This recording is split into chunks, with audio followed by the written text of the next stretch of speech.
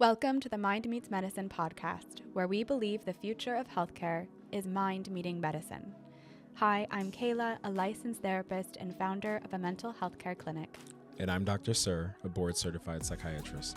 Together, we will join the fields of medicine and psychology to provide education, elevate guest perspectives, and foster curious, informed conversations. The contents of this show are for informational and educational purposes only and are not intended to replace professional, medical, or clinical advice. This content does not establish a patient-provider relationship. Always seek the guidance of a qualified healthcare provider for any questions you may have regarding your health or treatment. If you're experiencing a psychiatric emergency, please call emergency services or go to your nearest hospital immediately. Dana Ramsey, thank you so much for coming back on today for a part 2. We had so much to talk to you about last time you were here, and we recorded a menopause, perimenopause episode with you, and we are so excited that you are coming back to talk about perinatal mental health and postpartum mental health today. So thank you so much for being here. Thank you for having me. Yeah, I'm excited. Yeah, so for anybody who didn't listen to your first episode, do you want to give us like a really brief intro of who you are and what you do? Sure. So I'm Dana Ramsey. I'm a certified nurse midwife. I work in Santa Cruz at Nurture Women's Health and Fertility. I have been practicing in women's health for over 20 years now. And left corporate medicine about 6 years ago to start a really patient-centered women's health practice where all that is needed by women throughout their reproductive years through perimenopause and menopause is accessible. Mm-hmm. Yeah. And it's lovely. It's been a lovely transition from really kind of trying to check all the boxes to really being there, present and holding space for patients when they need it most. We do, almost hour-long visits for every single patient. And we're really able to connect with patients in a way that puts them on a journey and trajectory to real healing. Mm-hmm. Yeah. And how are you thinking clinically about maternal mental health or postpartum care? Yeah, so the last 5 years, I've really departed from like my almost 100% of my practice as being obstetrics, because as a midwife in corporate medicine, we pretty much do almost 100% obstetrics in the clinic, as well as call and deliveries within the hospital. And so when I left corporate medicine, I decided I was going to really focus on infertility because I felt like that was a really huge unmet need in our community. Infertility is generally not covered by insurance, and it's also not done in general gynecology often. Mm-hmm. And then to also focus on perimenopause and menopause and other hormonal transitions. What I noticed really early on in starting the practice is that postpartum, as well as sort of high-touch OB care for pregnant women, was also an area that women were really needing, and there was a big gap of care for that in our community, especially around COVID. So Nurture opened right around the time that COVID happened. And so if you were a pregnant woman going through pregnancy at that time, you had very few touch points within the medical system because they were only prioritizing like very high need appointments. And because 80% of our pregnant population is quote unquote healthy, a lot of visits were being done virtual or visits were being skipped altogether. And so women weren't getting the kind of care that had been traditionally given over the course of the pregnancy. We would see women about 13 times, and that was shortened to be about 4 to 6 during COVID or less. Wow. You're talking to me. Yeah. I'm one of those, lucky or unlucky ones that was pregnant in the pandemic. I think I was the number of weeks pregnant of the pandemic. Wow. I know. I delivered in December 2020. Yeah. So it was like March to, this crazy time. Right. And I had every appointment was canceled or rescheduled. Right. Mm-hmm. So I think, with that change in care that that happened because of the pandemic, we have seen less and less high-touch prenatal care as a result, because they realized they could take those 13 visits down from 13 to 6 and have a lot less hand-holding. And so we haven't made it necessarily back up to what prenatal care looked like before the pandemic. And so women are going into pregnancy feeling disappointed by the lack of time, care, and attention that they're getting because they're normal. And so they're not getting the same type of preparation, education, relationships formed with their providers that they have in past years. Yeah. It's interesting to think about, and it's been a while since I was on a labor and delivery floor.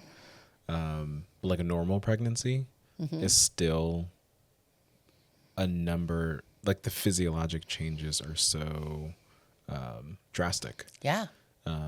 That like, even though it's a normal pregnancy or a healthy or a low risk, perhaps is the term, there's still so much physical, mental, psychological change that happens. So much. Absolutely. And so if we take the medicalized diagnoses that go on a patient, or that could go on a patient while pregnant, there's so much more that goes on in that pregnancy from an identity standpoint, from a mental health standpoint, from relationship standpoint. It's such an opportunity. We've always seen it as like an opportunity to intervene at a time, because this is a time in a woman's life or a pregnant person's life where we can do a lot of teaching and have kind of like a prescribed series of visits. And when those went way down and have stayed down, we lose that opportunity to really engage with patients at a time when their life is about to change dramatically.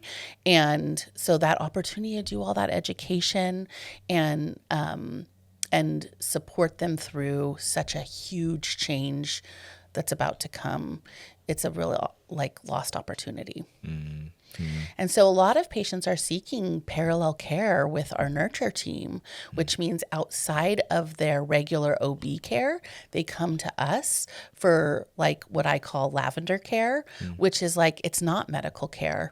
It's really like all of the care outside of the medical care that they are missing from their corporate medicine or traditional medical experience. And so it's really quite surprising how many patients we are seeing for that parallel prenatal care as well as parallel postpartum care, because the postpartum period is very, very diminished in care. Once you have your baby, you get like one visit. It's wild. Like, as somebody who recently went through it, you went through it, 12 years ago. It's been 12 years. Yeah. But still, I went through it 5 years in the pandemic, and it was shocking just to me that there wasn't anything else after that 6-week appointment postpartum. That was it. Yeah. It was like, see you back in a year. Yeah. Your vagina's ready. That's pretty much what it is. Do you need birth control, and is your vagina ready for sexual intercourse? I mean, it is. And that hasn't changed. Like, that was that way before the pandemic. And that's when things start getting so hard. Like 6 weeks in, your baby woke up. They're now crabby at night or whatever, 6 weeks, like the first 4 weeks, you're like so in love and you're figuring everything out. And then I feel like at 6 weeks is when that sleep deprivation really kicks in. Yeah. Breastfeeding is complicated. Yeah. Yeah. Your husband or partner has gone back to work. Yes. You're kind of left alone to figure this out. If you have another kid, this is your second. Now maybe you have 2 at home. Yeah. Family too, like even like family coming to support, or they're going back to work. That's dropped off. Yes. I mean, the meal train's done. That's done. Yeah. And then now, meal train is done. exactly. Now that's what I always say is like, check in with people at like 3 months. Check in with people at 2 months. Because that's when it gets so much harder. It's like, I remember thinking, am I ever going to sleep through the night again? Like, this is going to last forever. Yeah, absolutely. I think this might last forever. Yeah. And I mean, I think it's really important that we talk about how romanticized and glorified pregnancy and postpartum is, because I think this leads to a lot of the mental health challenges that come up in pregnancy and postpartum, is that we are taught by society all along, from social media to movies to books, that like pregnancy is blissful. Postpartum, you're just like loving on your baby. Like breastfeeding is just like you're draped in white and just, and it's just not at all reality. And so, I think it's really important that we start talking about that much earlier, like much earlier in pregnancy. I don't think you can talk about the challenges that come up in pregnancy and postpartum too early. Which is so interesting too from a clinical perspective, because you don't want to scare people. Right. And you don't want to be the one that's like, this is going to be really hard. Everybody knows it's going to be hard. So it's this really fine balance of like, hey, what are, this is really like tough. Yeah. I mean, I think it's a fine balance, just like everything else that we're talking about that can happen in pregnancy, because some scary stuff can go down in the delivery room. I think it's kind of like, it's nuanced, and it's like you want to touch on it and you want to say it's actually more normal to have a difficult postpartum than it is to have the blissful, romanticized, glorified postpartum. Yeah. Just because there's nothing abnormal or wrong with you as a mama, if you're like, this is hard, I don't know that I signed up for this. I don't want to do this alone. When my husband went off 2 weeks after I gave birth to my baby, our firstborn, I was like, if we ever do this again, if you are taking 2 months off, this 2 weeks off is a joke. And so, I think we need to start talking about that, and talking about it early in pregnancy, along with other things that can come up, just so that we start to turn this paradigm that we've created in our society, that everything about pregnancy and postpartum is good and rosy and natural and you're going to have a connection with your baby, and you guys are going to be breastfeeding. Okay. Let's touch on breastfeeding. Yeah. Because so much of the education goes into what is birth going to be like, right? You get some courses that they say, here's the decisions that you need to make. Do you want an epidural? Do you want to try to not get an epidural? Do you want these vaccines when the baby comes out? Here's all the things that are going to happen, right? Yeah. And then there's this little tiny blip of like, your milk comes in a couple days. That's it. That's all there is. Yeah. Breastfeeding is, I think, one of the most complicated things postpartum that somebody could go through. And it's pretty round the clock, isn't it? About 40 hours a week. Yeah. I mean, it's a full-time job. Though a newborn baby's stomach is the size of a nickel. And so that baby is getting hungry every hour and a half. Yeah. And so that's around the clock. It's not like you're just checking in for your babysitting gig and then leaving in 4 hours. It's like around the clock breastfeeding. And so, and you're the one who can do it. It's not like you can. You can't hand that off. No, you can't hand that off. And there's also this pressure to exclusively breastfeed, which is amazing if it's possible.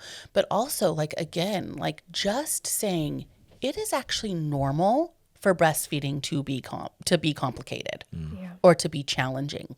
And so getting help early and quick is actually the best way to support yourself. Don't wait until day 4 when you have mastitis and the baby's been fussy for 3 days and is not peeing. Like, no, like this is something, if you go a half a day with difficulty, you need to get in with a lactation consultant. So we're at the point where we know a lot more now than like say our parents knew when we were born and growing up. And so that makes things better and challenging in the same context. And that's because like we know more and we have access to more help. But at the same time, there's a lot of pressure put on us. So we know breastfeeding is good. And we know like if we can avoid formula, that would be awesome. But also it's not like formula is the devil. Like it's not like formula can't be used very appropriately in a very healthy situation when there's some challenges that are being worked on. And you think when you're pregnant, it's fine. If I don't have enough, I'll just supplement, right? Yeah. You think, yeah, it'll be fine. And then you give birth, then you have your baby, and you think, I'm not enough. Yeah. Yes. I'm failing this baby if I don't supply enough or in the right way or whatever. Yeah. And then you think, well, I did say that I would do that, but I think now they're going to have an allergic reaction to it, or it's going to go poorly. And then that means I'm not going to sleep. And so there's this whole like avalanche catalyst response that happens to just suggesting formula. And then you do it and it's totally fine. Yeah. For the most part. Right. Right. But there's something that happens Yes. psychologically Yeah. where you just get blocked. That's right. And you're trying to make these big decisions on no sleep Yeah. with very little input from anybody else. And it's your body that feels like it's failing. Yeah. And so, again, I think there's a way that we can talk about because it's much, much more likely, almost 100% likely that there's going to be a challenge postpartum. And so I think it's better to say postpartum is challenging. And we know this, but it can be challenging in many different scenarios. It can be challenging in breastfeeding. It can be challenging in birth. It can be challenging between relationships. Like all sorts of challenges can come up. Sleep, all the things. And it may be challenging in ways you never even imagined. And it doesn't mean that something is wrong with you. Yeah. It doesn't mean that you're broken. And I think just hearing that a few times throughout pregnancy, sprinkled in with is your baby moving? Have you had any bleeding? Like, are you having headaches? Could be really helpful for breaking down years and years, hundreds of years of this idea that we're going to just have perfect postpartums and that everything about motherhood is good and makes us feel good and goes smooth. Because that, I think, is where we see a big disconnect with women feeling not enough, broken, not transitioning to motherhood in the way they envisioned it or thought other people did it. I think there's also this like pregnancy is beautiful and postpartum isn't. Your postpartum body takes a long time to acclimate to some new normal. And pregnancy is the glow and beautiful and pretty. And maybe you're even, getting your walks in and you're doing some prenatal yoga and you're doing, and then baby comes and there is no time to work out and there isn't. And you are, having pelvic floor stuff is so normal. Yeah. And then when are you supposed to help yourself? You're keeping this little baby alive. Yeah. Yeah. I think in postpartum, just like the way we talked about prenatal care and how sort of the structure of that goes within traditional medical model, postpartum is not considered, like it's a one visit situation. And so I really think we need to normalize getting more help outside of that one visit that's provided by your postpartum care, because the traditional medical model is not rushing to care better for postpartum mothers. Like, it's just not. And so I think, we're at a point where we have access to lactation consultants. We have access to, postpartum doulas that come to the home. And that should all be utilized, like, just as a plan, that all of that is going to be utilized. And I'd rather have women set up appointments with that kind of support postpartum and maybe not need it than not have it set up and as part of their postpartum plan to begin with. And that support should continue through 6 to 12 months. Because what happens if you set it up after is that you feel like a failure. Yeah, you feel like you need the help as opposed to just... And this is the psychological switch. There is something that happens postpartum. And it happens for so many people. And it happened for me, where if it was in place prior to, I probably wouldn't have even thought twice about it. But because there's something that happens after you have your baby that, like, flips of, like, if I ask for help, that must mean something's wrong. Yeah, it's so weird. Yeah. And when you come out of it, you're like, wow, that was funny. That was not like me. Right. But in the moment of that, like, first little bit, it's so common. And I will say, I'm glad I had that experience. Even as a therapist, as somebody who is like, I have no ego about asking for help. Yeah. But I'm just saying this because I think when you're in it, it's so hard to see. Yeah. As a first time, I think people do things differently too. The second time around, they're like, okay, I've learned a little bit. Yeah, exactly. But the first time you do it, it's this haze a little. Yeah. And I mean, even just putting this as a topic on your podcast is like, this is awesome, because now women who are pregnant can listen to this and get this kind of information that maybe they aren't getting anywhere else. And again, it's not something that needs to be scary. It just needs to be that, like, there can be some unanticipated challenges in postpartum. And when I say postpartum, I mean the whole first year. I don't just mean the first month or two. I mean the whole first year.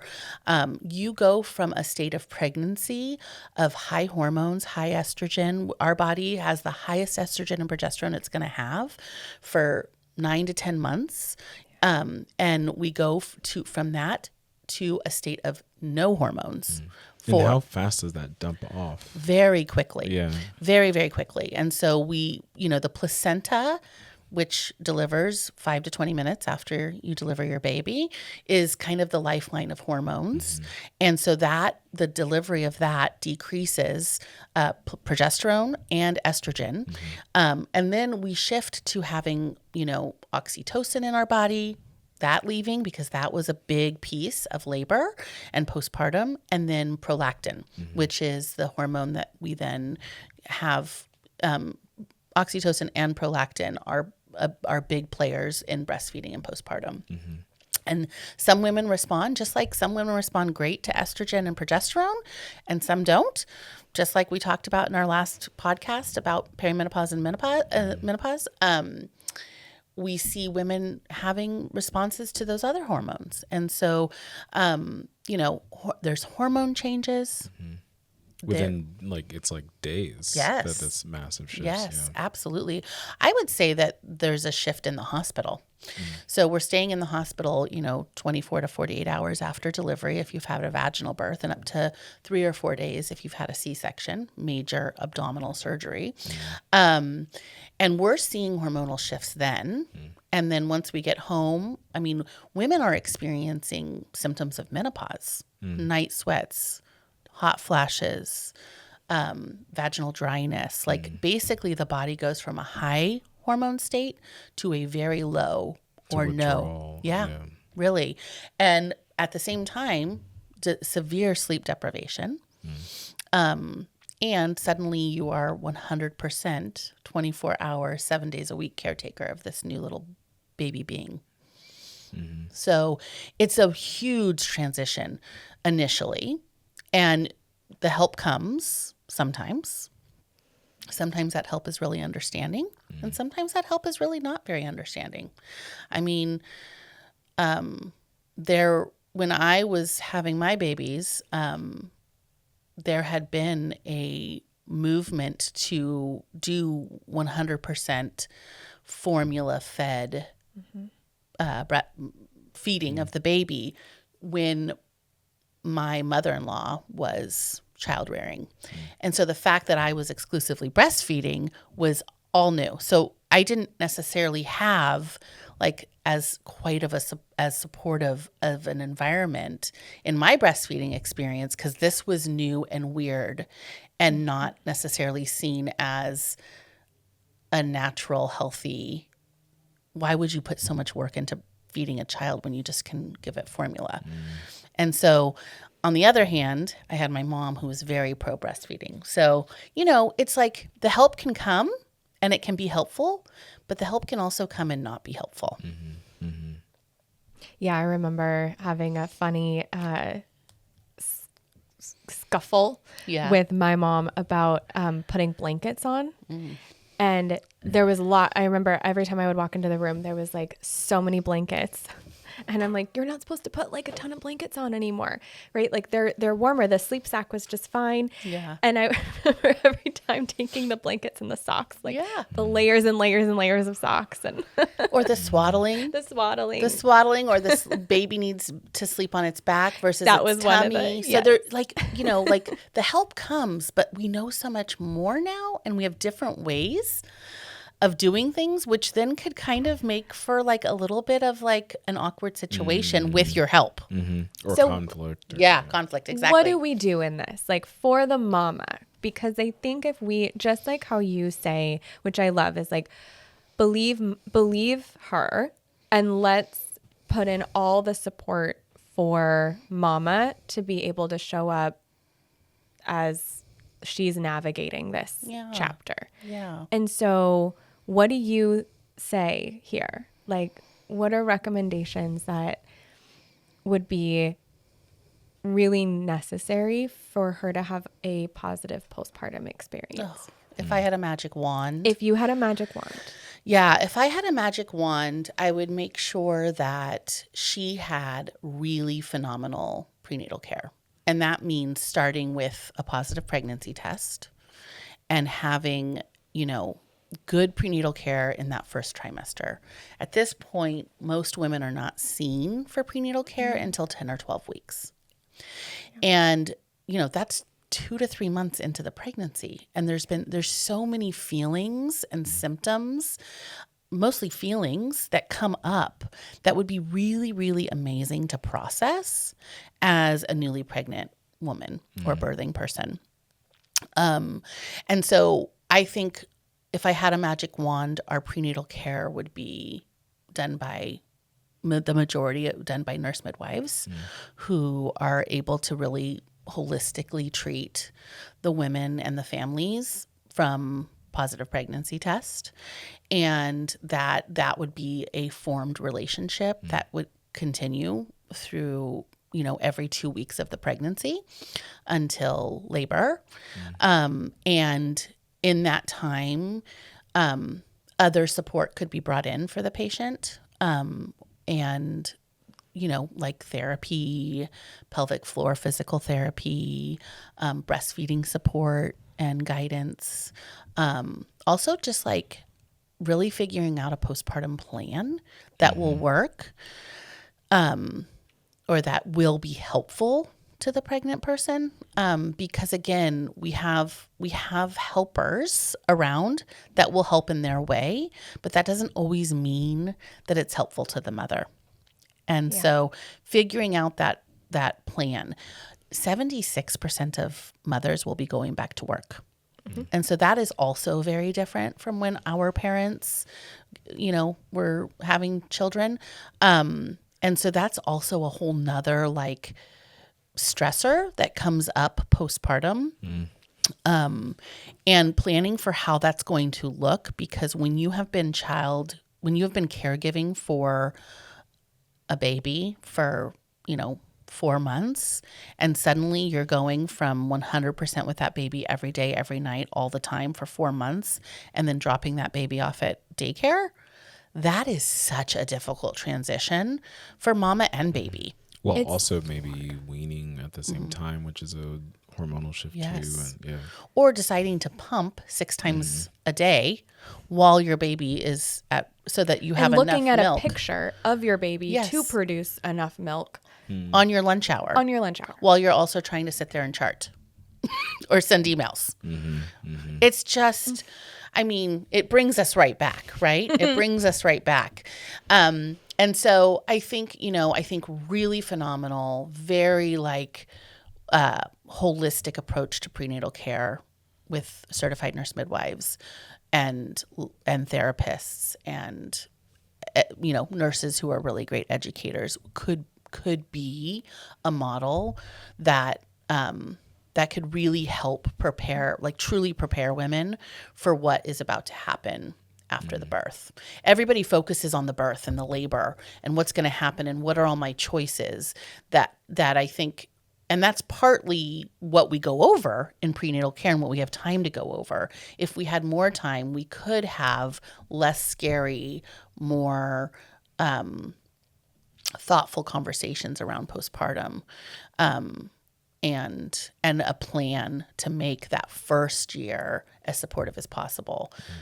And you don't know. Like, I think the suggestions of what to do are really helpful because you don't know what is going to be helpful. Yeah. Like, or what's abnormal. yeah, like totally. Yes. Like, that's a good point. It's like, is this the whole time? It's like, is this normal? Is this not? Is this what's supposed, your kid gets their first stuffy nose and they need to be propped up.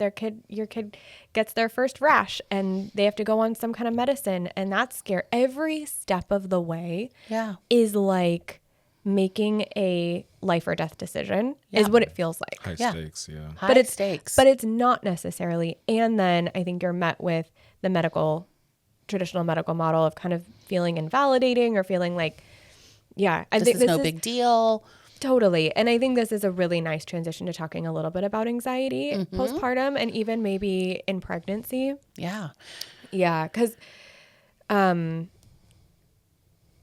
I think in pregnancy, the first half of pregnancy, if you've experienced a pregnancy loss, and maybe you can touch on this a little bit, and then you are, carrying to term, the whole time that the experience can be really colored with that lens. Yeah. And what is clinical versus what isn't, what we would deem as like clinical. And a lot of it exists in your head. Yeah. Yeah. I mean, I think, miscarriage is fairly common. And we see it a lot in OB, in the specialty of OB. And we just kind of think it happened. We're moving on like this. We see this every day. And at the end of the day, it is a very big opportunity to process grief with the patient. And when pregnancy happens again, it's that a lot of those feelings as well as fear are revisited.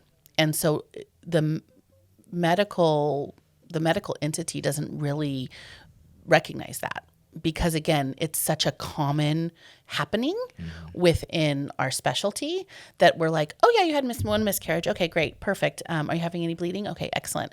And it's just passed over. That's why I think even if there isn't a history of miscarriage, those first 3 months of pregnancy are so important and such an opportunity for guided education, mental health support. I mean, most women, even if they've been trying to conceive, have some ambivalence once they do conceive. And so this is also a really confusing feeling. Like, we've been trying to have a baby for 6 months. I'm pregnant. Oh crap, did I really want this? Now am I stuck? And there's this ambivalence about what's going to happen and if this is really what I wanted. And that feels very strange to women. And so I always made sure to say it is normal to have some feelings of ambivalence. And everybody around you is saying congratulations. Yes. What if this isn't something that you're excited about yet? Or you're so scared to get excited about it because you want it so bad that if something happened, if anybody knew about it and they accidentally even said congratulations to you, that could jinx something. Yeah. I mean, there's so much that goes on in your head. Yeah. Those first few months before you know it's like for real. Yeah. Yeah. And so you're just toggled. You're toggled in this area of like, you don't want to tell a lot of people. You're not sure. Even if you were trying and this is a happy thing and you're planning to continue with the pregnancy, there are still, it's very, very common. Like 80% of women still feel ambivalence around the pregnancy. And that doesn't mean they're like, oh, do I not want to continue? It's just like, oh crap, this is real. And then that feels bad to them that they even question themselves. And so again, it's like, it's such a wonderful opportunity and a lost opportunity to really kind of set the stage for what pregnancy is going to look like, what things could come up, and that we don't know what's going to come up for you. I mean, things about your childhood and how you were brought up as a child and becoming a parent. Like there's just so much opportunity. And we have so many, I mean, now that like we are talking about postpartum depression more and postpartum anxiety and OCD and PTSD and all of the things that can come up postpartum, it's like we have the people that can help. We need to get those people in, and we need to have a structure of medical care that allows that, supports that, and pays for that kind of care. It is interesting to think about an early and often preventive model. Yeah. Because usually when I have someone come to me in pregnancy, it's been months of sadness, suffering, conflict, sleeplessness. And we know that when mental health things come up and they become severe, that impacts the baby. Absolutely. As well as the pregnant person. And so it seems like it's common sense that like there would be more preventive, like routine check-ins, but yeah, our system is based on an illness model. So people get to me as the doctor once they're so sick already. And along the way, there's no one saying like, oh, like if you're not sleeping and you've got this and you're worried all the time, you know, it's maybe you should, you know, but no one's there to catch it at week 3 or week 4. Right. Yeah. There is nobody there at week 3 or 4 or 5 or 6. I mean, there might be somebody there by 8, but even like 3 weeks after 8 or 3 weeks after 11. No, exactly. Just in the wind until you're like not well enough that it's like an emergency. It's a crisis. Exactly. Yes. So we're playing catch up all the time. And so again, we've moved away from like holistic care and really putting the patient at the center of care, which we talked a lot about on the last podcast, and more to like, let's check the boxes off. Let's do what we need to do. Let's make sure that like the computer is, you know, all the things that need to be done on the computer are done, that the problem list is updated. And that takes time and energy and focus away from the person that should be at the center of that interaction. And, you know, there was a big shift because I had the benefit of practicing the first half or at least first third of my career without a computer in my face all the time. And then when we had the mandate to go to electronic medical records, which of course has made things better in some ways, but I will tell you, you know, the computer has become the center and the documenting has become the center of care, and the billing and everything that falls after that. And so, you know, that's just, it's been a disservice overall to healthcare at large, but also in these opportune times to catch patients, catch birthing people, and really be able to focus on the things that they need to know or the things that can prepare them best for this life-changing event, and really set them up for success. Yeah. I don't want to go too far afield, but it's a challenging system situation when insurance companies own the insurance plan and they also own the clinic, and then they own the pharmacy. And so if there's no medical indication for an appointment, then that's not going to get paid for or reimbursed. And so there's not a wellness model that fits into the billing and coding of that. And it makes me think too that postpartum is something that just you end up like getting past, like time is the thing that gets you past that period. Yeah. Pregnancy is an ending, like it's going to have an ending. Yeah. Right? So like it's like that's the medicalized aspect of it. That's right. But all the other stuff is eventually going to work itself out or not, but come out in another way over here, but not in the medical model. That's right. Yeah. And that's how it is. That's how pregnancy and postpartum is seen. Is it seen as the group of visits before, the one visit after, the hospital stay, and then it's a global charge and it's wrapped up in a bow and done. And so after 6 or 8 weeks, depending on if you had a vaginal birth or a C-section, that is a chapter that's closed. And unless something bad happens, you don't get anything more. You don't get more attention. It's not just part of care.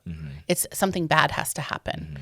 And I mean, this gives us an opportunity to talk a little bit about the specialty of OBGYN and how, OBGYNs are responsible for like whole woman care.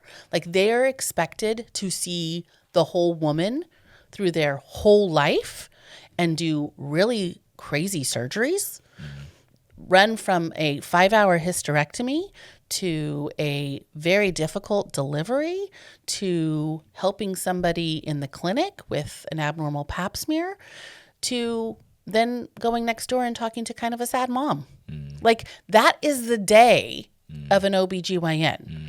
And we have asked our OBGYNs to do so much and still remain sane and happy to be at work and have a life outside of work and not get burned out.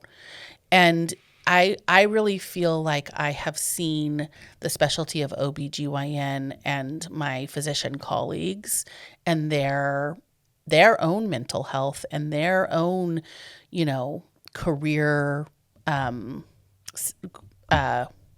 their own career like trajectory. Yeah, like not trajectory, like, but enjoyment. Satisfaction. Oh, there you go. Yeah. I've really seen my colleagues, my OBGYN colleagues' mental health, career satisfaction really decline over the last 10 years. And I've really seen a shift from like really saying, why did you go into the field and the specialty you went into, and really questioning that over 10 to 20 to 30 years of a career, which is sad. And ultimately impacts patients and families. It really does. And so, and a lot of those, very wise, amazing OBGYNs that are in a place of burnout, they aren't able to make a choice like I made and leave corporate medicine because, our health insurance is tied to our employment. So much is tied to what we do as a professional that it makes it very difficult to make a decision to leave a model that's not serving you as a professional or the patients you're taking care of. So, and it's kind of seen as like, oh, she couldn't handle it.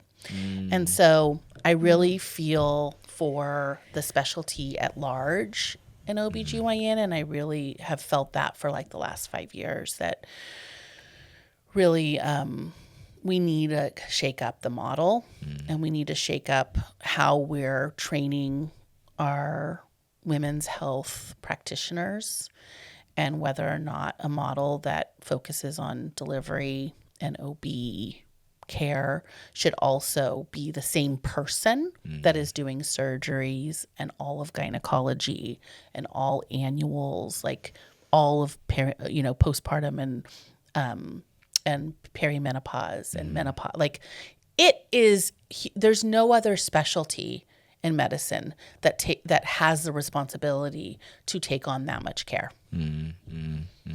Yeah. Yeah. It makes me think about also what we as other specialists have kind of like said, oh, that's the OB, you know? And yeah, it just makes me think more about how other specialties, medical specialties, can take on more of that women's health care. I know certainly in psychiatry training, I did more electives in this area because it wasn't as well taught or as it wasn't necessarily part of the standard training. Yeah. Yeah, it just makes me think about maybe how we in the medical society might be leaving OB-GYNs like out to dry in that way. Yeah. And, I think there's also a great opportunity to work as a team here. We have the ability to see everybody's notes and everybody's plan of care. And so, an area where the computers have really helped is that like everything is centralized. And so, I think, I feel like our medical system has become more fragmented as we have become more reliant on technology. When I would really love to see, the specialties as well as the different type of healthcare professionals. So our amazing APC colleagues, so nurse practitioners and PAs and nurse midwives, really coming and it not looking or feeling like a competition. Like, oh, like the midwife's going to come in and take a bunch of patients and then we're going to lose our VUs, right? Because that is the feel, that is like the real world feel versus like there is enough work for all. And there are very well documented practice models where we integrate and we collaborate between OBGYNs, physicians, midwives, nurse practitioners, and our other medical providers like pelvic floor physical therapists and therapists. We can all work together. And again, if you're putting the patient at the center and saying, what does this individual patient need, not what are all the pressures coming from outside, then you can really build a program that can really serve the needs of the patients. I'm wondering how you're thinking about and approaching some of the mental health things that come up in the postpartum period, anxiety, depression, OCD, and even in my realm, psychosis, or kind of what that means as far as bipolar disorder. But what are you thinking about in the mental health care and wellness and preparation in that postpartum period? Yeah, I mean, like historically, like this wasn't even something that was talked about until like early 2000s. Like like the 90s, we weren't even really talking about mental health mood disorders in pregnant and postpartum women. So this is relatively new. It's strange because it's so normal for me. Good. That's great. I know. A decade. Which is incredible. Yes. Like that needs like pause. Yes. That's normal. Like this is like something that's part of your life. It's great. Yeah. It's absolutely wonderful. So we've come a far way in this in 25 years, which is great. So at first it was just PPD, which stands for postpartum depression. And then that kind of covered like more of like the depressive symptoms, sadness, loss of enjoyment.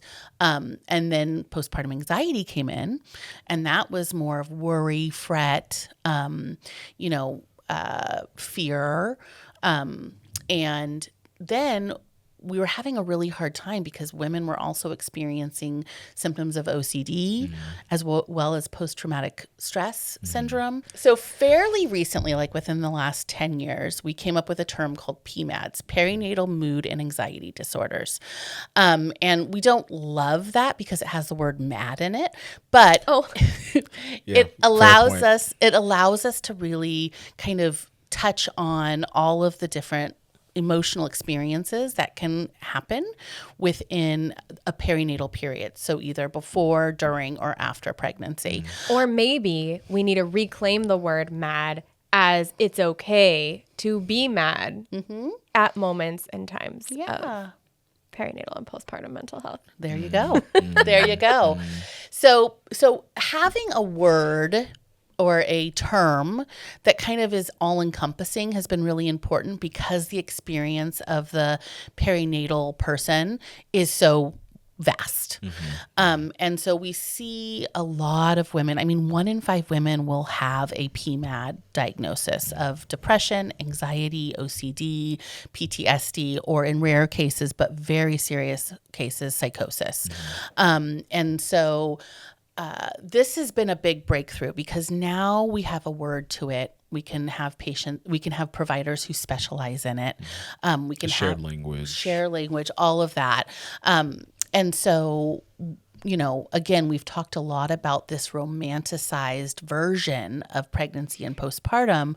I think, just like we talk about any other challenge within our health at any given time, we need to talk about the challenges that can come up postpartum. And we can say, just because you have times of anxiety or feelings of depression or some OCD tendencies, it doesn't necessarily mean that you have this big diagnosis. So that we take the fear out of that, because I think what happens is a lot of women get to postpartum and they start having these feelings, and they want to quiet them. They want to hide them. They feel embarrassed or ashamed that they're having feelings of these things. And so they don't talk about it. And so that can just further make women, feel worse and worse as time goes on. So I think it's just important to say that, like, all of that is normal, and just because it's normal doesn't mean that we can't necessarily treat it. So it's an area. Like, it's both. It's both. It's both. It can be clinical. It can be really debilitating. Yep. And it's normal to go through that. Yeah. Common. And I think there's something to be said too, that there's a stigma that postpartum depression means that you're not bonding well with your baby. Do you want to speak to that at all? Because I think a lot of women, what I've seen more recently in the therapy space is, I love my baby. I'm so grateful for everything that I have. Yeah. And I feel like worse than I ever have. Yeah. And so how could I feel this bad and love my baby so much? Yeah. And there must be something wrong with me. Right. And it's not this, like what it was in the media maybe more was this disconnect. Like, I don't like my kid, or I don't want my kid. I think that's exactly it. It's a disconnect. And I'm not grateful, or is that what you're calling it? Okay. Right. Yeah. Yes. And just like being able to hold two feelings in the same instance, and it not be wrong. Yeah. And not be something we should feel ashamed of. I'm curious, I'm kind of curious, because I don't necessarily make these diagnoses every day. When does it sort of cross to be like what you're feeling is normal and doesn't necessarily need treatment, into where does it become abnormal? Because, depression and anxiety and OCD and all of the things can happen in an unpregnant or unpostpartum person, just like it can happen. So it's not like there's some special pixie dust that makes this so much different than it outside of pregnancy and postpartum. So I'm curious, as a psychiatrist, where do you see the crossover into more of a diagnoses? And you might have a different or thought about this. For me, I think a lot about functional impairment and lifestyle and relationships. So when the burden of those symptoms, the sadness, the crying spells, not sleeping when you have your 4-hour sleep window, watching the baby breathe constantly out of fear that something bad is going to happen, having intrusive thoughts about harm coming to the baby, and just sitting with that for hours and hours every day. Yeah. Not eating as much, not reaching out and connecting with people when really like life starts to get more and more narrow and the suffering compounds. That's when I start thinking about a medication intervention. I think much more before that. And I would even, in an ideal world, even say preventively, there would be a talk therapy, psychotherapy support in that period, at least for 3 to 6 months. But yeah, from the medical side, when I'm thinking about medications, it's really when the ability to cope and manage those things internally or with talk therapy isn't sufficient, and there's still continued decline and progression. That makes perfect sense. Yeah. And I do think it's a little bit, and this is probably still like in the like scientific hypothesis debate, but there is something a little bit different about postpartum disorders compared to those same symptoms coming up, not in relation to having a baby. Sure. There's so much biologically driven and hormonally driven. There's cardiovascular change. Your blood vessel caliber is changing. Your heart contractility is changing. Your urinary system is changing. The amount of blood going through your liver and your kidneys is changing. Your blood pressure, there's so much. The thyroid hormone is changing. So there's so much happening biologically that I actually find that people respond more to medications in the postpartum period compared to the similar manifestations outside of it, because there's so much happening biologically.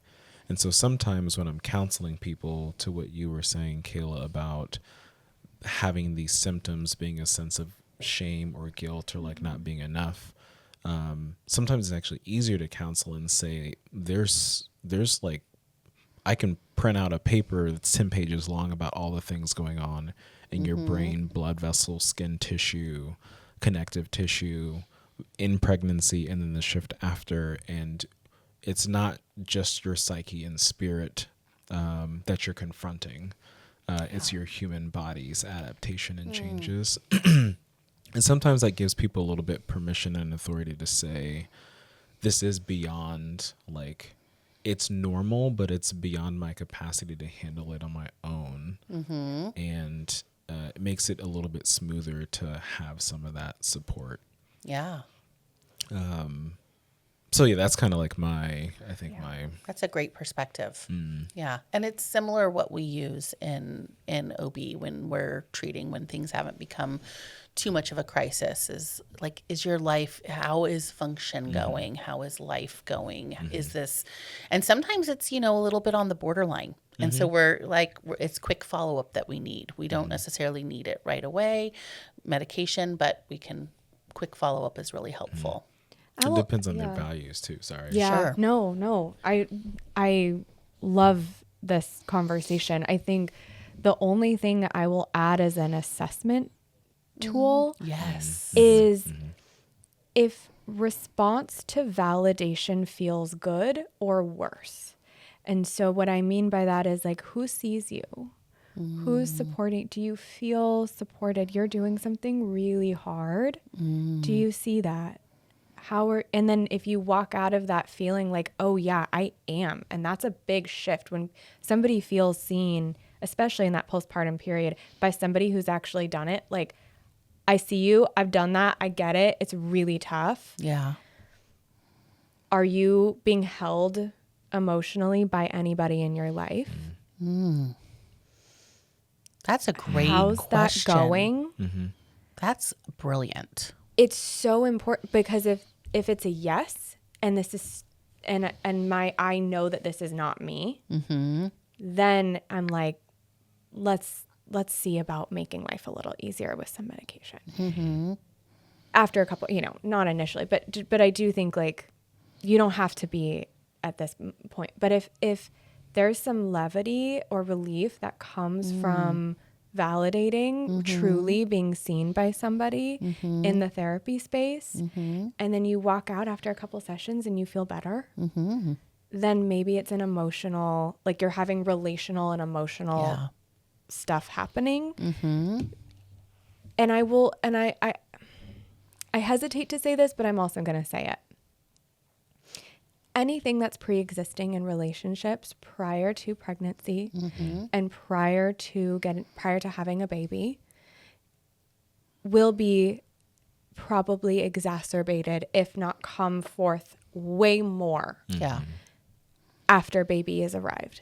And I know, you know, it used to be this like have a baby to save the marriage or have a baby to like fix the relationship. And I think that's happening less and less. But I do think that it's so important to have these conversations.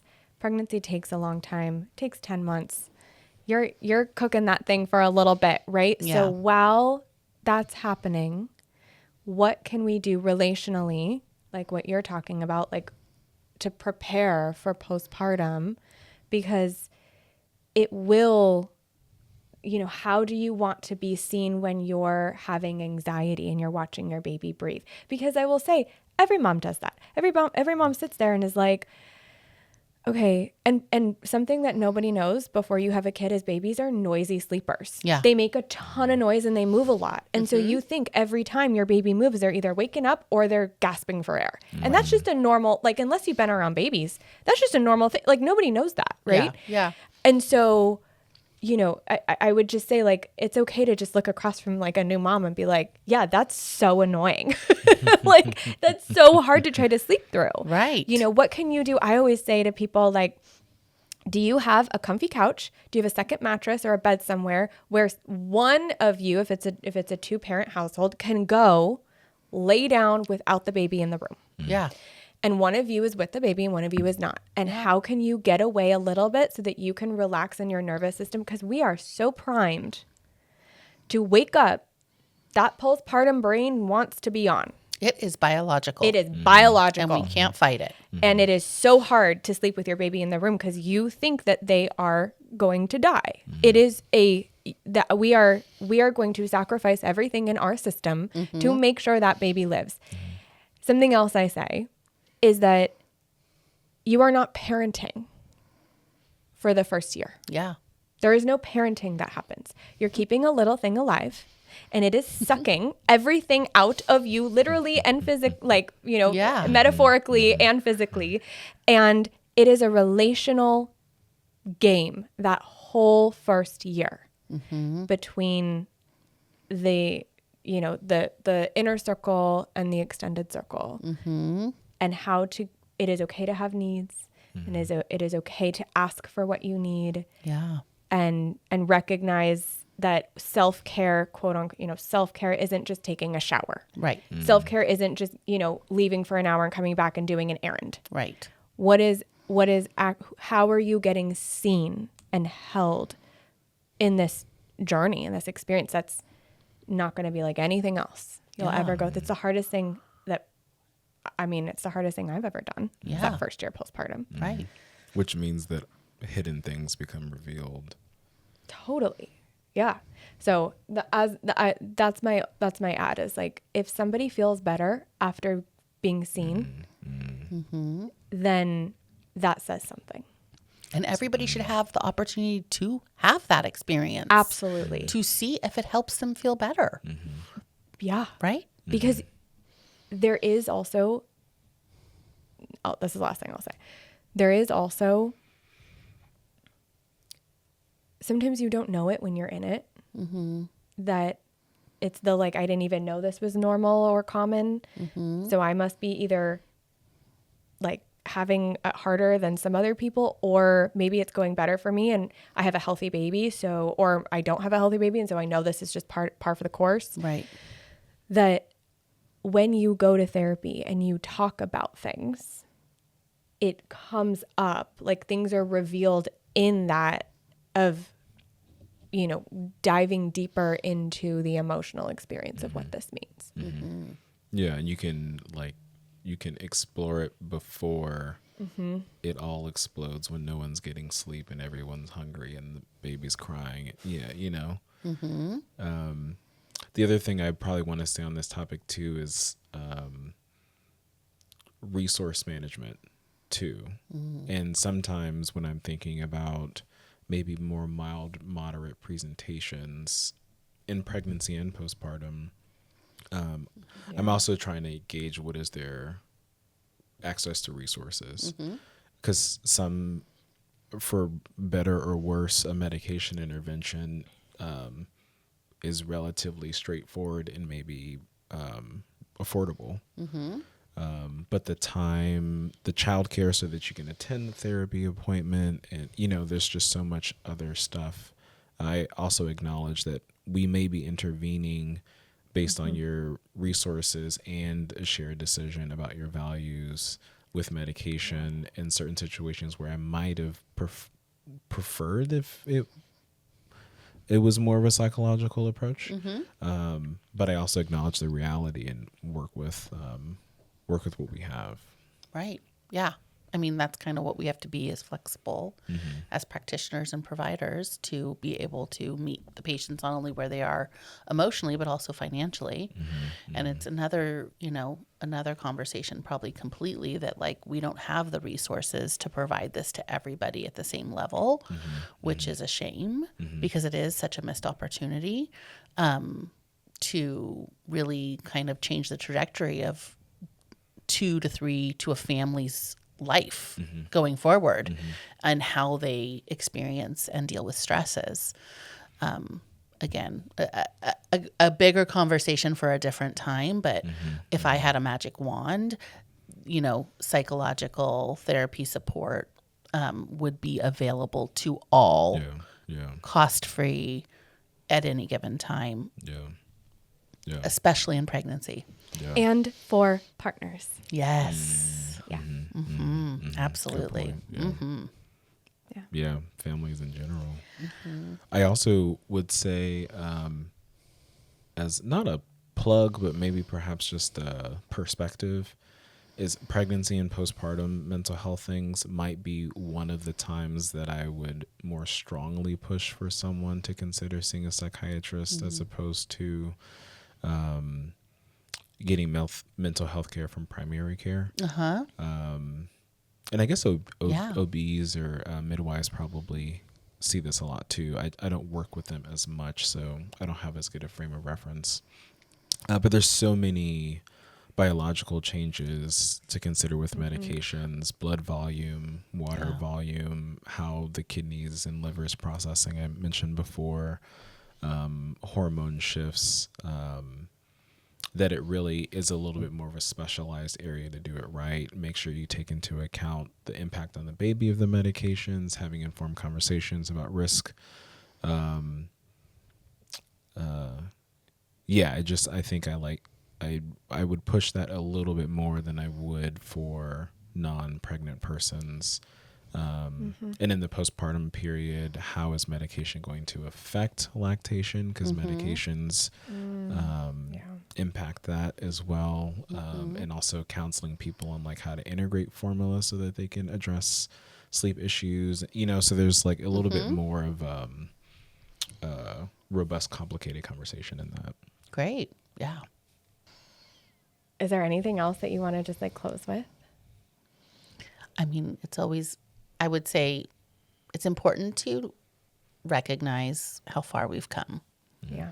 And in the same time, how much further we need to come in supporting mothers, birthing people, partners, and families in general to be able to enter this time and this transition with as much knowledge, education, empowerment, and support possible. It's a real opportunity that we don't get in a lot of other situations to really be able to show a family what good care looks like and can look like. And I think we need to look at the way that our prenatal care system has been built, and if it's still serving the patients in the way that it needs to in today's world, where again 76% of women are in the workplace during pregnancy and postpartum, and where life moves at a very fast pace. And how can we slow that down a little bit and add in supports so that person does feel like they can walk this journey in the way they feel is best for them and their family. And it can be a really beautiful, joyful, wonderful experience. Yeah. It doesn't have to be, like you said, it's going to come with hard stuff. Yeah. And it's also like the best thing. Yeah. If that's, we can make it really positive. Yeah. We can make it positive, and we can also hold those times of challenges and know that it's not because of something we are failing at. Yes. Getting support creates capacity to appreciate the joy and beauty. Yay. Dana, thank you so much for coming back on. Oh, Yeah, you're for so, sure. thanks for having me. It really is such an honor. Yeah, I feel like it's just gonna be a routine, like quarterly Dana talks. You just join us. Just come. You're part of the crew now. Thanks for having me. Thanks for Yeah, coming until on. next time. Okay. Don't forget to Bye. like, subscribe. Do all the things. See you next time. Bye.